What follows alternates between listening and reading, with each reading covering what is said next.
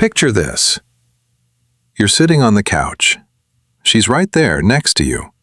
Her shoulder is literally touching yours, and you feel completely, utterly alone. The TV is on, some show neither of you are watching, and there's this silence. Not the comfortable kind, not the "we don't need to talk" kind. It's the silence of two people who have something to say, but can't figure out how to say it without it turning into something worse. And in that moment, your brain starts running. Why does this keep happening? Is this just what long-term relationships feel like? Do I still love her? Or have I just gotten used to her? Am I the problem? Here's the truth nobody tells you. It's not that the love faded. It's that somewhere along the way, the safety left. And once safety leaves, everything else starts to crumble. Because your nervous system doesn't know the difference between real danger and emotional disconnection. It just knows something feels wrong. You're not failing at love.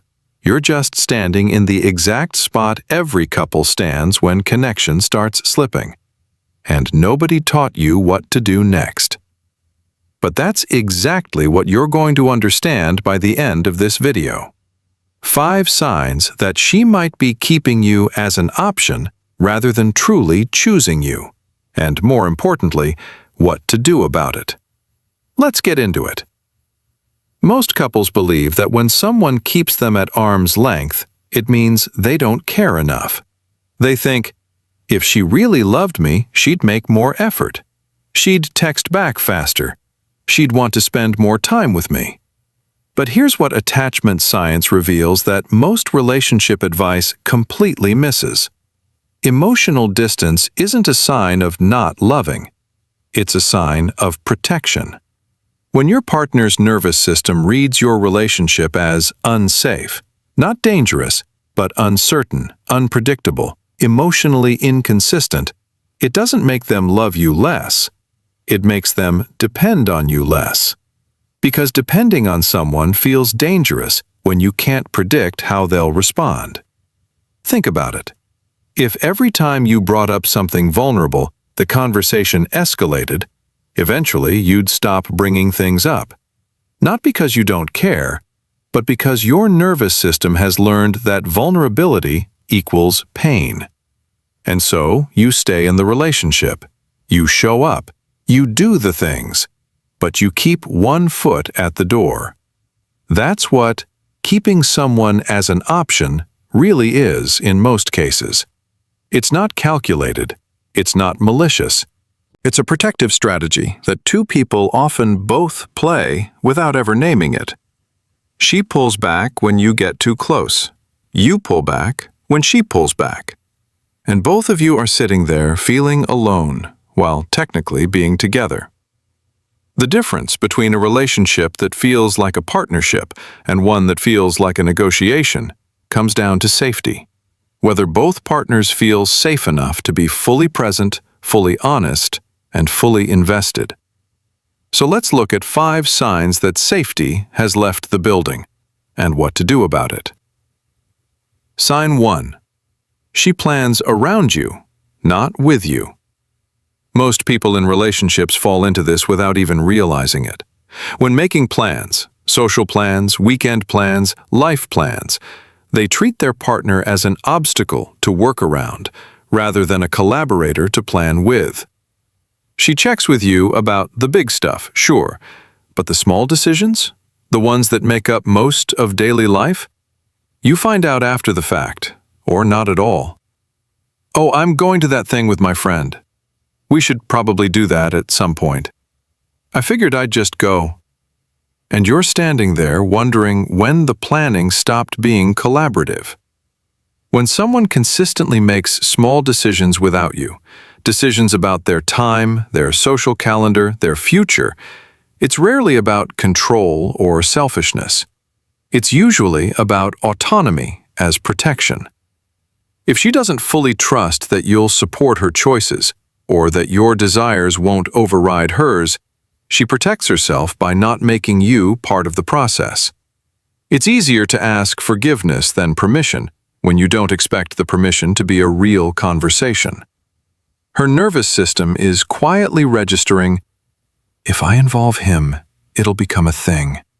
So I just won't involve him. She didn't decide to keep you as an option. She decided it was safer to live as if she only had one option, herself. Here's the contrast. Disconnecting version. Hey, I'm going to this dinner Saturday. I'll probably be back by 10. Connecting version. Saturday there's a dinner with some work people. I want to go, but I'm also thinking, could we do something low-key Sunday instead? Just us? See the difference? One is informing. One is including. One says, you're in my life. The other says, you're part of my life. And when that shift happens, when she starts seeing you as someone whose preferences matter, whose presence enriches her decisions rather than complicates them, the whole dynamic starts to turn. That's when you stop feeling like an afterthought and start feeling like a priority. Sign 2. The good morning texts are gone, and neither of you mention it. Most couples don't notice the small erosions until they're standing in the rubble. The daily micro moments that used to signal, I'm thinking about you, dry up so slowly that neither of you marks the exact day it happened. The morning texts stop. The random saw this and thought of you messages disappear. The little check-ins become fewer and further between, and neither of you says anything about it. Because saying something would require naming the drift, and that's too scary. Connection isn't maintained by big gestures. It's maintained by tiny, consistent moments of turning toward. Every time your partner sends you something random, every time they share a thought out of nowhere, they're doing something neurologically important. They're saying, I was thinking about you when you weren't in front of me. That seems small. It's not. When those moments stop, something shifts in the nervous system. You start to feel like the relationship only exists when you're physically together. You become roommates. You become acquaintances who share a bed. And the terrifying part is that the love doesn't leave. It just stops being expressed. It goes underground. It turns into anxiety, frustration, and a deep, unnamed sadness that you can't quite put your finger on. What her brain is quietly registering, when was the last time I actually wanted to share something with him? If the answer is uncomfortable, that's the signal. Here's the contrast. Disconnecting version. She comes home, drops her bag, says nothing. You say nothing. You eat dinner in front of the TV. You go to bed on opposite sides of the mattress. Connecting version. She comes home, drops her bag, sees you, and something in her face shifts. She goes, okay, I have to tell you about my day. This is ridiculous. And you both sit there for 20 minutes while she tells you the most boring story about her coworker, and you don't care about the story. You care that she wanted to tell it to you. That's when the walls start to come down without either of you having to say a word. And that's when the relationship stops feeling like something you're maintaining and starts feeling like something you're both genuinely building. Sign 3. She responds to you, but she doesn't reach out. Most people in relationships can tell you the rhythm of their communication. And if the rhythm is always, I text first, she answers, then waits for me to text again, that's a pattern worth examining. She responds. She answers. She's not rude, she's not cold, but she never initiates, not really. And the longer this goes on, the more you start to wonder, is she even excited to hear from me? Or is she just being polite? Here's what nobody explains about this one. Initiating contact, reaching out first, starting the conversation, calling because you wanted to, requires a certain level of emotional investment. It requires feeling like there's something to gain. When your partner's nervous system has categorized your relationship as safe enough but not exciting, or stable but not fulfilling, initiating starts to feel like, why would I do the extra work when I know you'll be there anyway? She stops reaching out not because she doesn't care about you. She stops because somewhere along the way, she stopped feeling like the relationship was something she was actively choosing. And that's the real problem. Because when someone stops choosing you in the small moments, they're already rehearsing what it would feel like to live without you. What moves through her in those moments? I should text him back, but I just don't want to. Not because I don't love him, because I don't feel like myself when I talk to him anymore. Here's the contrast. Disconnecting version. He texts, "Hey, how's your day going?" She replies, "Good, yours?" He replies, "Pretty good. What do you want for dinner?" She replies, "I don't care, whatever." The conversation dies. Connecting version.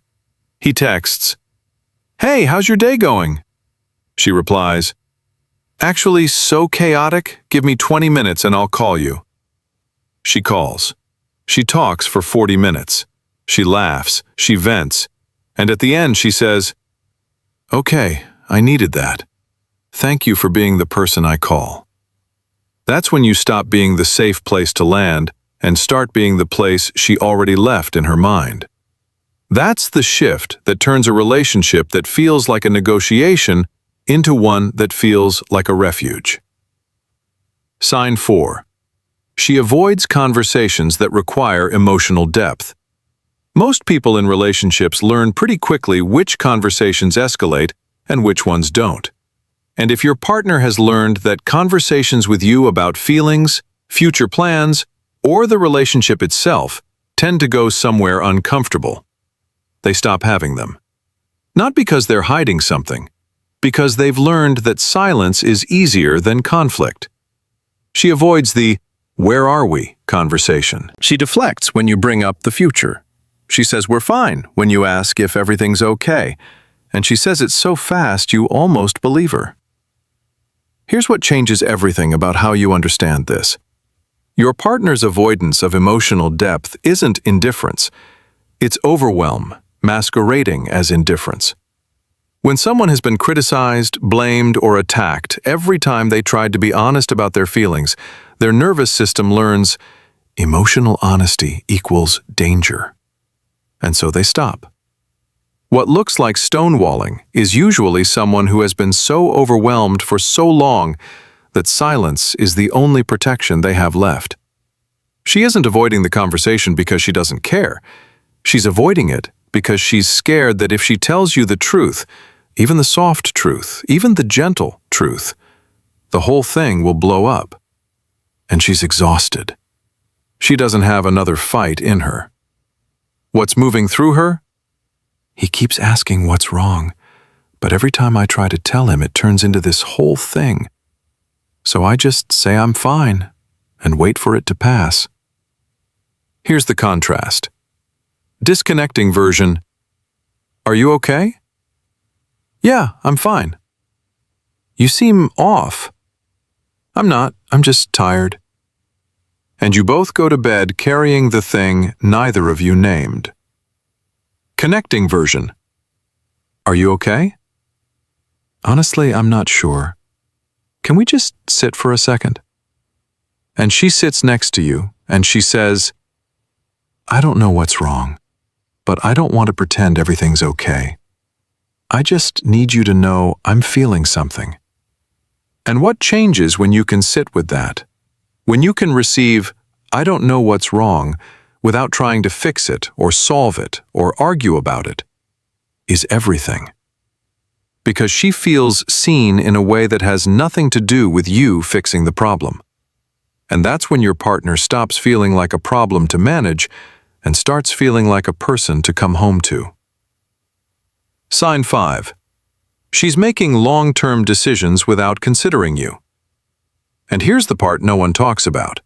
This is the one most couples never figure out until it's too late. Most people can spot the obvious red flags: the cheating, the lying, the complete emotional absence. But this one hides in plain sight because it looks like independence.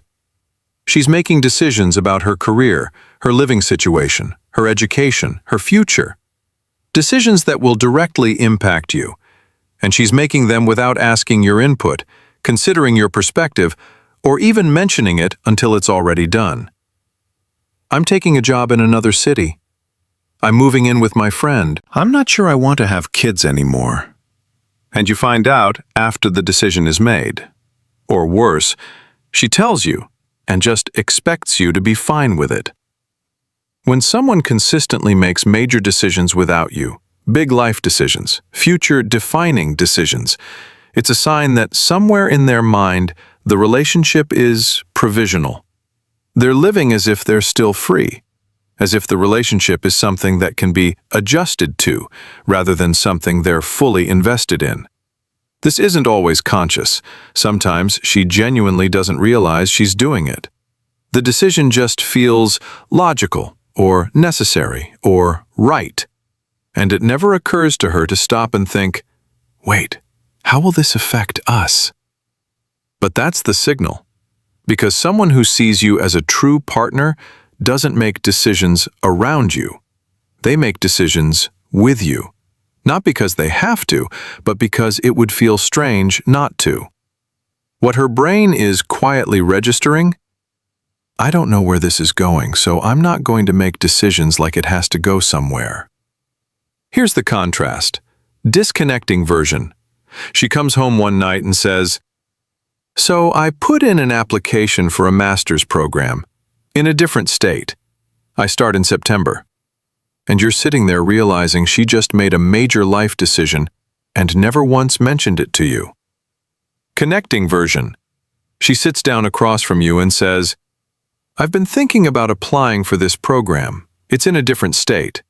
I want to do it, but I need to talk to you first because I don't know what that means for us." That's when you know you're not an option. That's when you're a priority. And that distinction between being an option and being a priority is the difference between a relationship that slowly erodes and one that quietly grows. This isn't a checklist. It's an invitation to see your relationship differently and to show up inside it differently. Because the truth is, every one of these signs has a counterpart. Every distance has a way back. And every pattern, every cycle, every wall, every drift can shift the moment one person in the relationship decides to understand it instead of just reacting to it. You can't control her choices. You can't make her feel safe if she's not ready. You can't force intimacy into a space that's been empty for too long. But you can become the kind of partner who understands what's really happening beneath the surface, who responds instead of reacts, who builds safety instead of demanding it. And when you do that, when you become that person, everything changes. Not because she suddenly changes, but because you've changed the entire emotional environment of the relationship. You can't control the storm, but you can become the kind of person who knows how to sit in it. The relationship you want doesn't start when she starts choosing you.